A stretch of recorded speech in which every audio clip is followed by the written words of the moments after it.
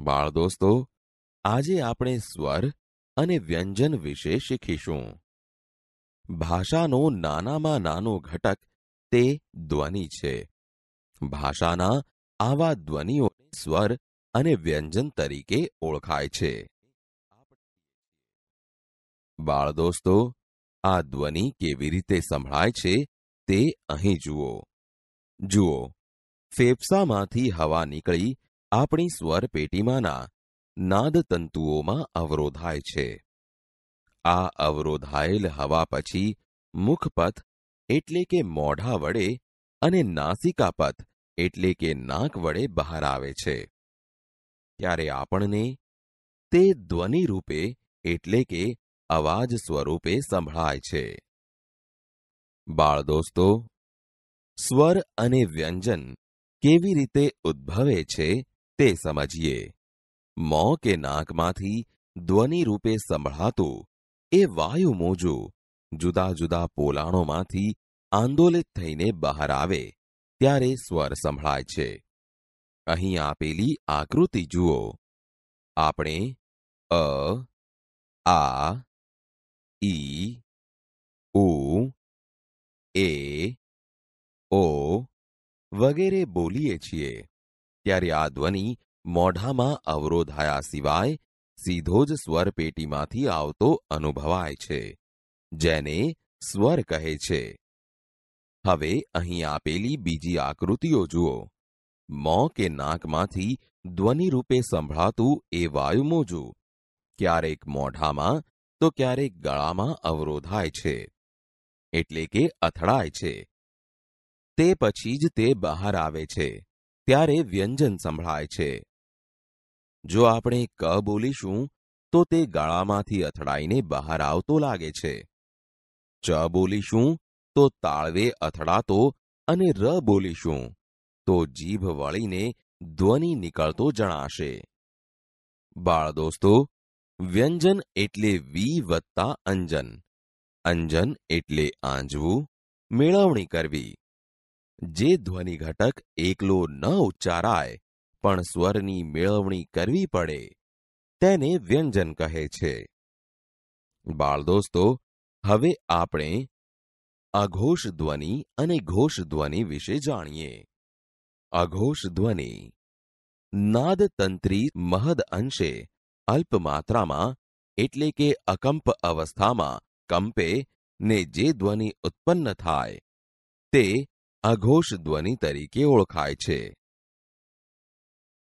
દાખલા તરીકે ક, ખ, ચ, છ, ટ, ઠ, ત, થ. ઘોષ ધ્વનિ નાદતંત્રી સહેજ વધુ કંપનની અવસ્થામાં હોય ત્યારે જે ધ્વનિ ઉત્પન્ન થાય તે ઘોષ ધ્વનિ તરીકે ઓળખાય છે. દાખલા તરીકે ગ, ઘ, જ, ઢ, ડ, ઢ, દ, ધ. બાળ દોસ્તો, જુદા જુદા ધ્વનિ આપણા મોઢામાંથી જુદી જુદી જગ્યાએથી નીકળે છે તે આપણે જાણીએ છીએ. જુઓ, આ અક્ષરો બોલો. ક, ખ, ગ, ઘ. તમે જોશો કે તે ગળામાંથી બોલાય છે, તેથી આ કંઠ્ય વ્યંજન છે. તેવી જ રીતે ચ, છ, જ, ઝ. અહીંયા બોલતા તમે જોશો કે આપણી જીભ તાળવાને અડે છે, તેથી તે તાલવ્ય વ્યંજન છે. હવે આગળ જુઓ.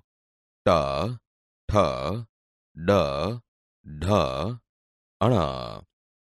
બોલતી વખતે જીભ ઉપર દાંતના મૂળ ભાગને અડે છે, એટલે તે મૂર્ધન્ય વ્યંજન છે.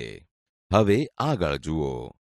ત, થ, દ, ધ, ન જેવા વ્યંજન બોલતી વખતે જીભ દાંતને અડે છે, આથી તે દંત્ય વ્યંજન છે. હવે આપણે ઓષ્ઠ્ય વ્યંજન વિશે જાણીએ. અહીં તમે પ, ફ, બ, ભ, મ બોલાયેલ સાંભળ્યું ને? તે બોલતી વખતે હોઠ એકબીજાને અડે છે. તેથી આ ઓષ્ઠ્ય વ્યંજન છે. બાળ દોસ્તો, આગળ વધતા પહેલા આપણે અલ્પપ્રાણ અને મહાપ્રાણની સમજ મેળવી લઈએ. અલ્પપ્રાણ જે વ્યંજનનો ઉચ્ચાર કરતી વખતે ઓછા પ્રાણવાયુની જરૂર પડે છે તે અલ્પપ્રાણ તરીકે ઓળખાય છે. મહાપ્રાણ જે વ્યંજનનો ઉચ્ચાર કરતી વખતે વધારે પ્રાણવાયુની જરૂર પડે છે તે વ્યંજનને મહાપ્રાણ કહે છે. બાળ દોસ્તો, અહીં આપેલ કોષ્ટકમાં જુઓ. ક વ્યંજન કંઠમાંથી નીકળે છે અને ઓછા પ્રાણવાયુની જરૂર પડે છે, તેથી ક એ અલ્પપ્રાણ છે. તેવી જ રીતે ખ વ્યંજન કંઠમાંથી જ નીકળે છે, પરંતુ ક અને હ ભેગા મળી જતા વધુ પ્રાણવાયુની જરૂર પડે છે. એટલે ખ એ મહાપ્રાણ છે.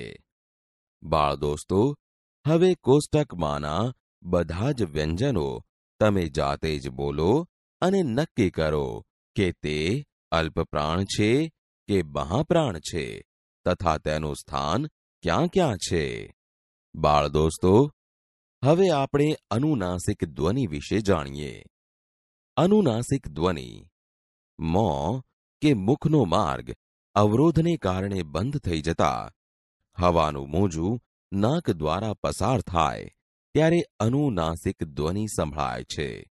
ક, ખ, ગ, ઘ, ડ, ચ, છ, જ, ઝ, અঞ, ટ, ઠ, ડ, ઢ, અણ, ત, થ, દ, ધ, ન, પ, ફ, બ, ભ, મ.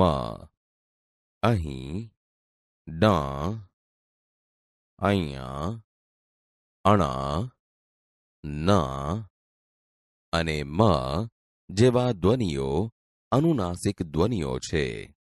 બાળ દોસ્તો, હવે આપણે વર્ણ અને અક્ષર વચ્ચેનો ભેદ જાણીએ.